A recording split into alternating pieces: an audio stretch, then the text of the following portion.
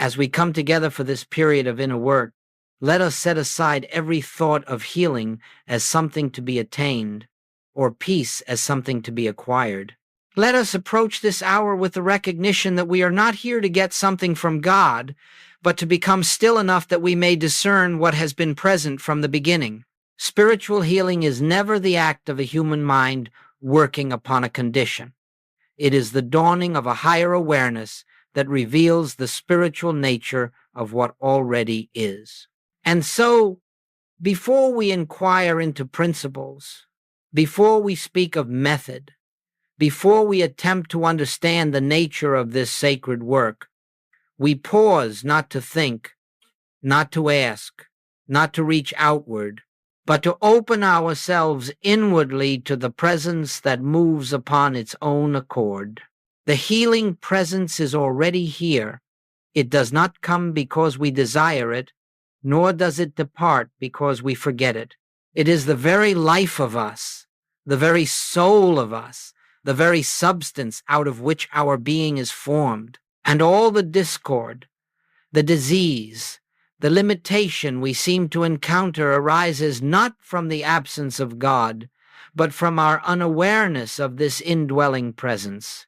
When this realization begins to dawn not as a belief, not as a thought, but as a living experience, healing becomes as natural as light dispelling darkness. Not by might, not by power, not by human will, but by the recognition of what is eternally true. As we continue, let us understand that no one here is asked to accept any doctrine or embrace any creed. Truth is never imposed. It reveals itself to the receptive heart. My task is not to give you truth, for truth cannot be given. My task is only to lift the veil a little, to bring your attention back to that quiet center within yourself, where the activity of God may be felt. When you touch that center, when you abide there even for a moment, you will discover that spiritual healing is not a miracle, nor the result of special powers. It is the natural outworking of realized oneness. So let us begin our study of this sacred subject on that foundation that there is a presence, invisible yet ever-present, silent yet always speaking, still yet eternally active, and it is this presence and this alone that heals. Our work is to become still enough to witness it. As we proceed, let us establish a foundation without which spiritual healing cannot be understood, practiced, or demonstrated. Every principle of the infinite way rests upon this one truth. God is the only presence, the only power, the only life. Not the greatest power, nor the strongest presence, nor one life among many, but the only. And when this truth is not merely believed but realized, you will find that discord begins to dissolve as mist before the sun. You see, the moment we accept two powers, good and evil, health and disease, abundance and lack, we have stepped out of spiritual reality and into the realm of appearances. It is in this realm of appearances that fear operates, where the mind imagines an opposing force, a second presence that can threaten or defeat the activity of God. Yet, if God truly is infinite, if God truly fills all space, if God truly embodies all law and all life, then there remains no place, no cause, and no substance for anything unlike God to exist. This is not a statement of blind optimism. It is the very nature of spiritual reality. When disease appears, it appears as a condition. When lack appears, it appears as circumstance. But the question before us is not whether these appearances seem real to the senses. The senses will always testify to duality, but whether they stand in the light of spiritual truth. And the spiritual truth is that God, the infinite presence, admits no opposite. If God were ever opposed, even for a moment, God would not be infinite. And so whatever appears as an opposing force exists only as a mental image accepted by the human mind, never as a presence or power in the realm of spirit. Understand this. We do not deny the appearance. We deny it power. There is a vast difference. To deny the appearance would be to resist what the senses reveal, and resistance always strengthens the appearance. But to deny it power, to recognize that it has no spiritual law to support it, no divine substance to sustain it, is to restore your vision to truth. And healing begins there, in the recognition that what God did not create cannot endure, cannot act, and cannot hold you in bondage. In this understanding, fear begins to dissolve. Fear can only exist where you believe there is something apart from God, something capable of operating outside divine law. When fear dissolves, the mind becomes still. And in that stillness, the presence reveals itself. That revelation is healing. Let this be our foundation. One presence, one power, one life, expressing as the truth of all being. When you stand in that realization, you stand on holy ground, for you have acknowledged the allness of God and the nothingness of any supposed opposite. And from this point forward, every aspect of our work will rest upon this single truth. Let us move gently now into a principle that has confused many earnest seekers, yet stands at the center of every spiritual healing that has ever taken place. The nature of what we call error. If you can understand this clearly, not intellectually but spiritually, you will find that the burden of life begins to lift, for you will no longer struggle against the shadows of your own imagination. What is error? It is not a condition, and it is not a power. It is not a force acting upon you, nor is it an entity with will or substance. Error is simply the misperception of reality, the way the human mind interprets the world when it believes itself separate from God. In other words, error is not something out there. It is the absence of spiritual awareness in here. And because it has no spiritual foundation, error has no law, no cause, no continuity, and no actual presence in the realm of God. You may ask, if error has no reality, why does it appear so real? Why does pain hurt? Why does disease frighten? Why does lack seem to bind us? The appearance seems real for one reason only, because the human mind accepts it as real. The senses testify to the world of time, space, and physical form, and the mind, unillumined, believes that testimony. Yet the moment you begin to perceive from spiritual consciousness, the appearance is recognized for what it is, a temporary picture with no spiritual substance to uphold it. And in that moment of recognition, healing begins. We do not battle error. We do not resist it. We do not attempt to destroy it, fix it, or improve it. Any attempt to fight an appearance is an admission that it has power. That which you fight, you acknowledge. That which you fear, you sustain. But that which you recognize as having no spiritual law behind it dissolves of its own nothingness, for error cannot stand where truth is realized. Consider this. If you walk into a darkened room and mistake a rope for a snake, the fear is genuine, the heartbeat quickens, the body reacts. Yet the fear has nothing whatsoever to do with the snake, for no snake is present. The fear is based upon a misperception. And the moment the light is turned on, the fear disappears, not because the rope changed, but because your awareness changed. So it is with every discordant appearance. We do not change the appearance. We illumine the consciousness that misperceived it. You are not asked to declare, there is no illness, there is no lack. Such verbal statements do little and sometimes worsen the struggle, for the mind attempts to convince itself of something it does not believe. Instead, you are asked to rest in the understanding that no form of discord has divine support, and therefore, whatever appears as pain, as limitation, as fear, is without true substance. You are asked to behold the appearance without granting it power, and in that very beholding, the truth reveals itself. Once you see that error is nothing more than the unilluminated mind's way of interpreting experience, you will cease fighting shadows and begin abiding in the light. And as the light of realization grows, the shadows recede not by your effort, but by the nature of truth itself. This is the essence of spiritual healing, not the overcoming of reality, but the dispelling of illusion through the recognition of what eternally is. Let us now turn to the living heart of this work, the silent inner turning that forms the very essence of spiritual practice. If you understand this section, and if you embody it, even in small measure, you will possess the key to every healing, every revelation, every moment of peace that the infinite way has ever opened for its students. For all true spiritual unfoldment begins not in thought, not in emotion, not in effort, but in the quiet recognition of an inner presence that is always seeking to reveal itself.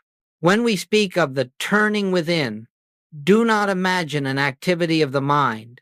It is not the mind turning to think a higher thought, nor the emotions turning to feel a spiritual sensation. It is the soul turning its awareness away from the world of appearances and toward the invisible source that animates all being. It is a shift so gentle, so effortless, that many overlook it precisely because it is not dramatic. Yet the entire spiritual journey rests upon this very shift. In the beginning, you may find that the mind resists this silence. It wishes to pray in words, to ask for answers, to seek solutions, to outline the condition and the desired outcome. But this is not the way of spiritual healing. God does not respond to our words, nor does the presence alter its nature because we have spoken. The presence is eternally complete. What changes is not God, but our receptivity to God, and receptivity arises only in silence. To turn within is to release, for the moment, every concept of God you have ever held, not to deny them, but to let them rest. Be still and know is not a suggestion. It is an instruction in how God is known. God is not known by thinking about God. God is known in the space where thinking ceases, even for an instant, and the spiritual ear opens to the activity of the infinite within. This is the listening attitude. This is the inner altitude. This is prayer in its highest form. You may ask, what am I listening for? You are listening for nothing in particular. For the moment you listen for something, the mind has introduced its desires and expectations. You listen simply to be aware of the presence. You listen without attempting to guide the experience. You listen without seeking a message, a sign, or a sensation. You listen because in that listening, the activity of the Christ, the activity of spiritual realization begins to take place. Often, nothing seems to happen. But this nothing is not emptiness. It is fullness. In the silence where thought subsides, the spirit is at work. It may be hidden from the senses, but it is never inactive. Every moment spent in inner stillness is a moment in which consciousness is being prepared to receive truth. And when truth breaks through, it comes not as an answer to a question, but as a recognition. God is here. God is this. God is the life of all creation. And in that recognition, the appearance loses its power. Make this silent turning within a regular part of your day, not long periods, though you may find, in time, that long periods are given to you, but frequent moments of pausing, a minute before a conversation, a breath before a decision, 5 seconds between thoughts. These small openings Allow the presence to announce itself, and soon you will find that this silence becomes more natural than the noise of the world. This is the heart of the presence practice, the gentle surrender of the personal sense of life and the quiet welcoming of the infinite that lives you, moves you, sustains you. In this stillness, healing is already underway, whether or not you perceive it. For the Christ is revealed only when the mind becomes a transparent instrument for the activity of God. As we continue our contemplation, let us look gently and clearly at how healing actually takes place. And again, we must release every trace of human thought about healing, for the world has taught us that healing is something we accomplish through prayer, through faith, through discipline, through treatment, through mental effort. But none of this is true in spiritual work. Healing is never a human accomplishment. Healing occurs only when the spiritual activity of the presence flows unobstructed through consciousness. You may wonder what obstructs it. Only one thing: the belief that we, as separate beings, must bring about harmony, the belief that we must think rightly, pray correctly, speak truth, hold faith, or fight against error. Every such effort forms a barrier, for wherever there is personal effort, there is the unspoken conviction that God is not enough, that the presence must be persuaded, activated, or helped. But the infinite does not need our help.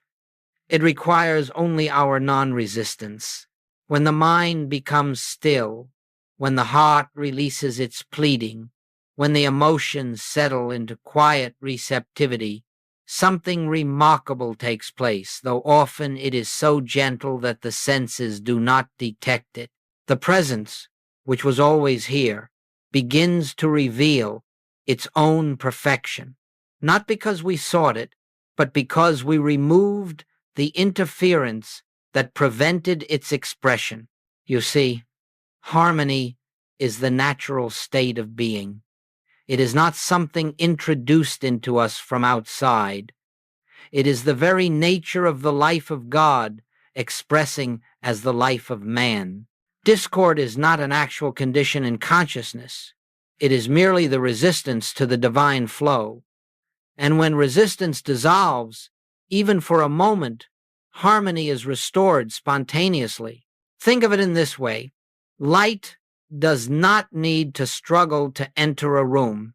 It does not push, nor strive, nor plead. The moment the shade is drawn aside, the room is filled.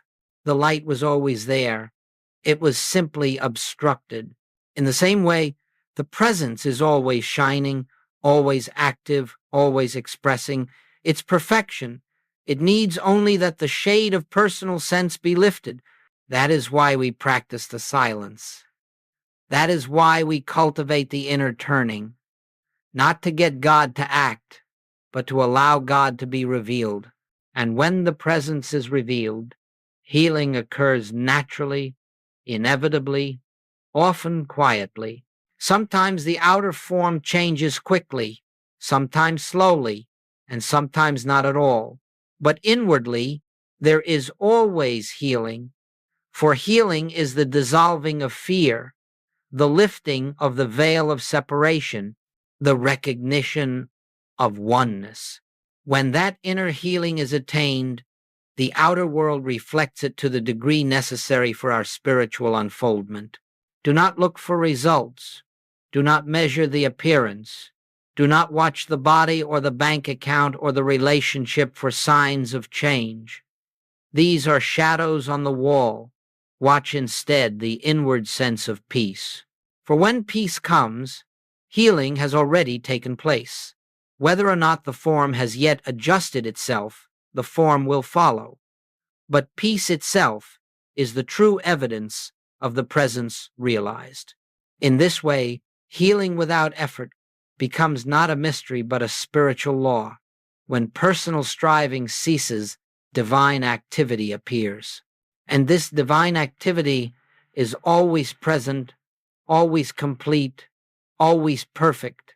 Our part is simply to stand aside to let the Christ reveal itself. Let us turn now to the nature of the practitioner, not the professional healer, not one who has been ordained or certified, but anyone who seeks to bring the light of spiritual awareness into human experience. And what I wish to make unmistakably clear is that the practitioner does not do. The practitioner does not heal, does not correct, does not improve, and does not send forth thoughts or energies. The practitioner simply witnesses the truth that already is, and in that witnessing, the activity of God is allowed to function without obstruction. This is an important principle. The practitioner is not a human being endowed with a special gift. If healing depended upon personal ability, it would be fragile indeed. No, the practitioner is one who has learned to become transparent to the presence, one who has learned to step aside from judgment, from fear, from desire, from personal will. In the degree that the practitioner ceases to assert a selfhood apart from God, the divine activity flows unimpeded, and what we call healing appears. The moment you attempt to change the condition before you, whether your own or another's, you have entered the realm of mental suggestion. You have left the infinite way. You have proclaimed without meaning to that God is not all, and that you must fill in the gap. But spiritual healing does not fill gaps.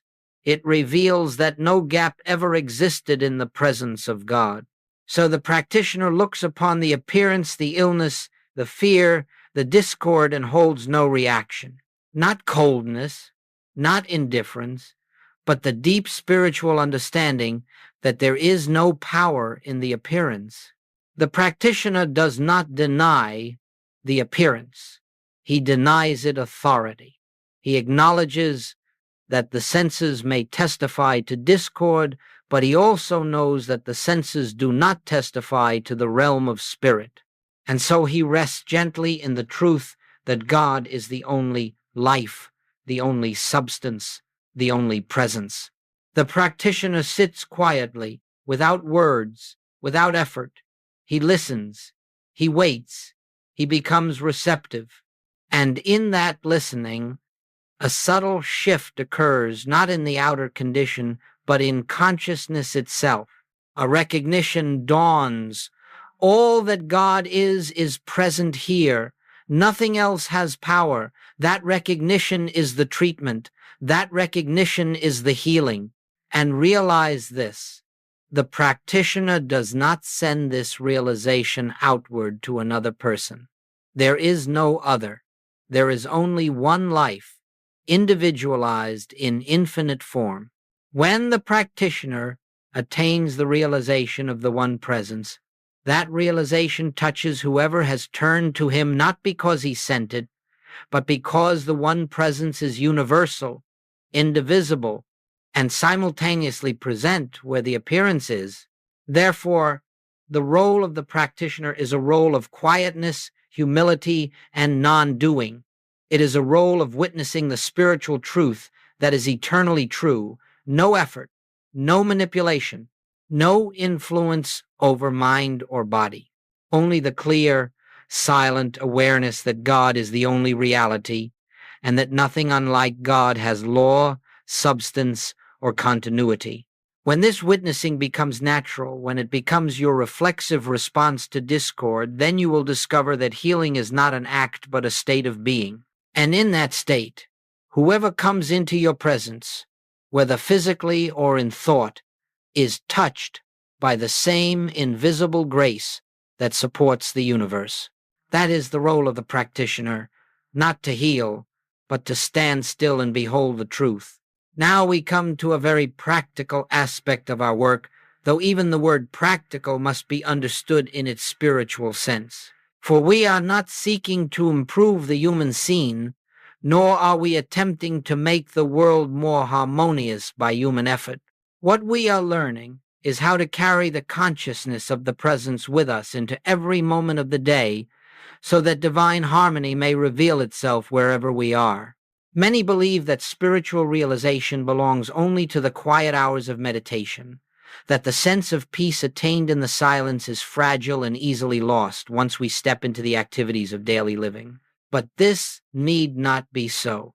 In fact, the purpose of those periods of stillness is to train the consciousness, to make it natural for the mind to turn within, even when the outer world appears busy. The goal is not to remain in a meditative state apart from life. The goal is to live from the center even as we move through the world. You may find that as you go about your day, opportunities will arise, subtle ones, small ones, in which you feel the pull of fear, irritation, judgment, or anxiety. In these moments, you are not asked to correct the condition, nor to exert control over yourself. You are asked only to pause within, even if for a single breath, and remember, there is only one presence here, and I am resting in it. That simple remembrance, when genuine, dissolves the emotional disturbance. It restores your vision.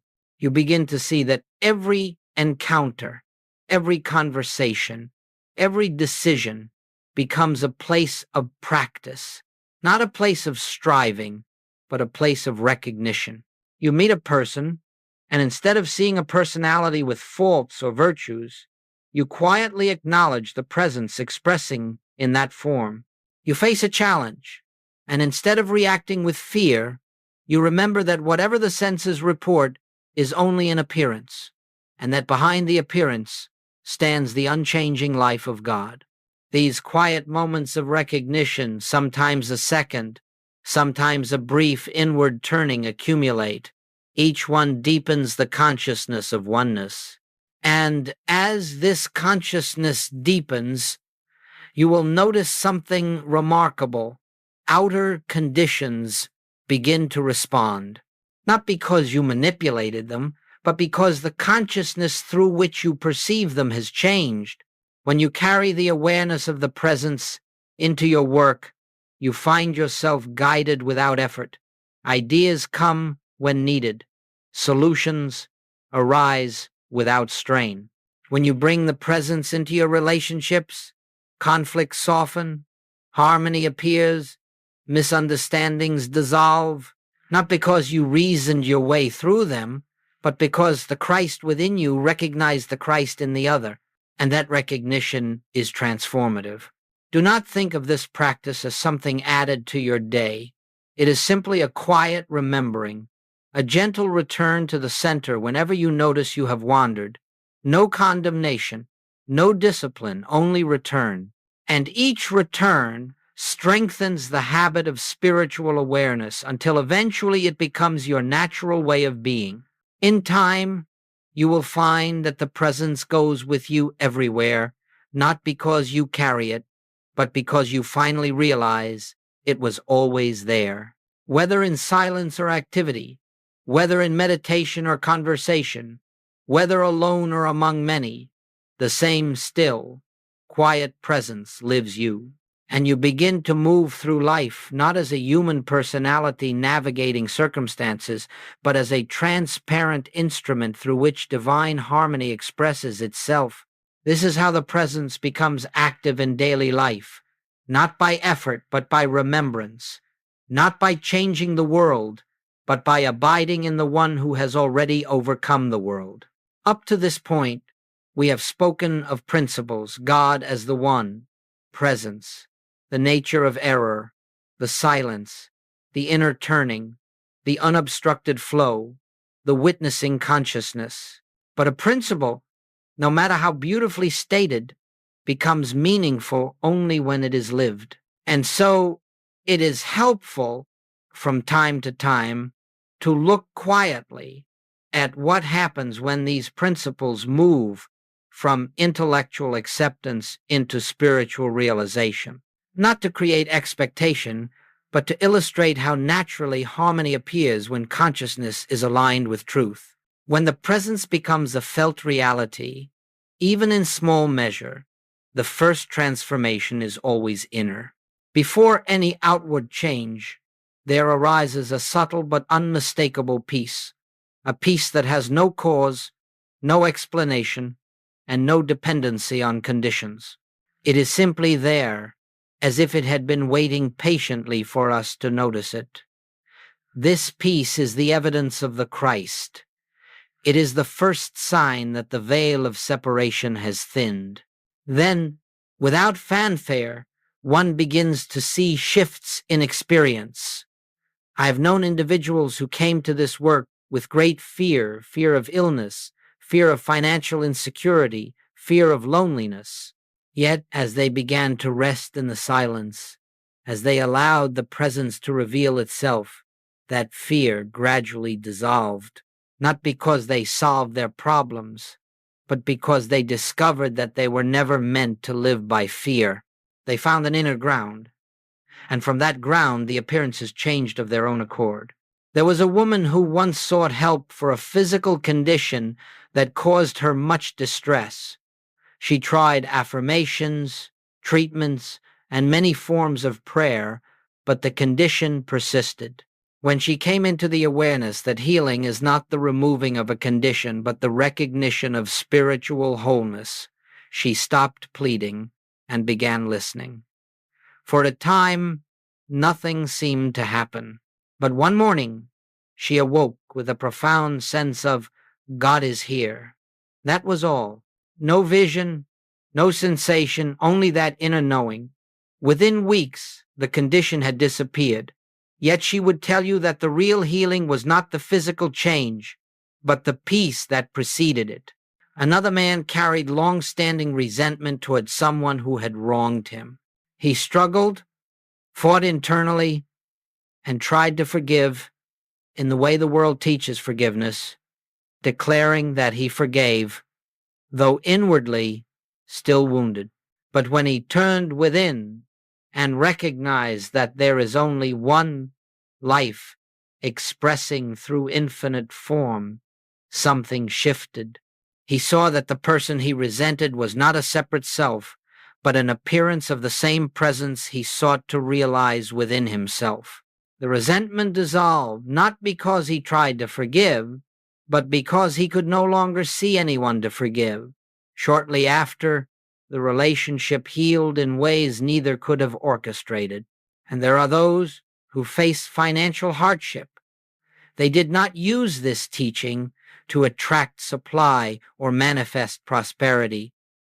They simply learned to rest in the assurance that God is the source and substance of all being. They relinquished fear, relinquished the belief that supply comes from persons or conditions. And in that trust, opportunities appeared, support unfolded, needs were met, often quietly, gently, without drama. Again, the real miracle was not the supply that came, but the fear that left. These are simple stories, unadorned, because spiritual unfoldment is seldom dramatic. The presence works in silence. It does not shout, it whispers. It does not force, it reveals. And those who stay with the practice long enough find that life becomes harmonious not through effort, but through the natural outpouring of realized truth.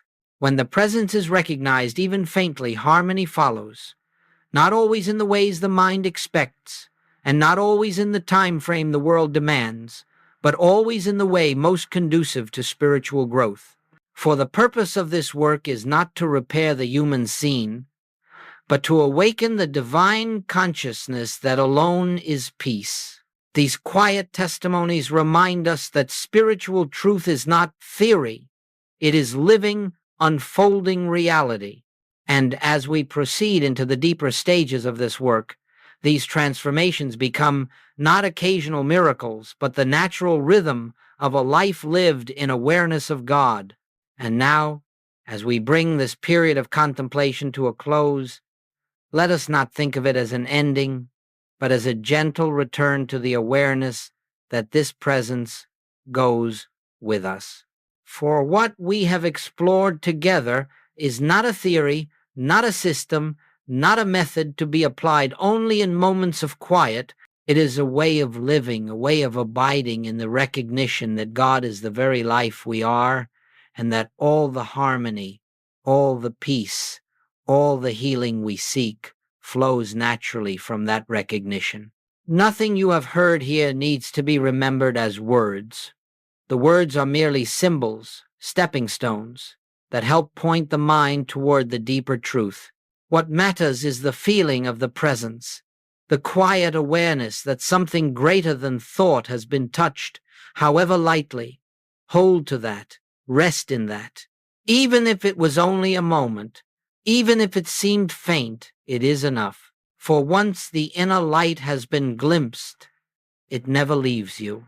Do not think that you must strive to maintain this consciousness. You cannot hold on to God, and you do not need to. The presence sustains you. You do not sustain it. All that is asked is a willingness to pause throughout the day, to turn within, to allow the Spirit to make itself known. These brief moments of recognition, these quiet openings of the heart, are what deepen your awareness far more than long periods of effort. And so, as you return to your activities, let the silence go with you, not as an absence of sound, but as an inner stillness, a resting place that is always present, always available, always welcoming you home. You may find that as you continue in this practice, the presence will come to you in unexpected moments, in the midst of work, in conversation, in the simple act of walking across a room. It will make itself known, not because you have sought it, but because you have become receptive. Let your life become a series of quiet recognitions. Let each moment be an opportunity to remember, where I am, God is. In that remembrance, you will discover that healing is not something you do, but something you witness. Harmony is not something you create, but something you allow. Peace is not something you attain, but something you uncover. As we part, let us rest for a moment in silence, without words, without seeking, simply aware. Aware that the presence is here, that the presence is always here, and that this presence is the life, the soul, the very being of each one listening. May this awareness go before you. May it enfold you. May it reveal itself in ways that transcend thought. And may you come to know, through your own experience, that God realized is indeed the only healing presence and the only power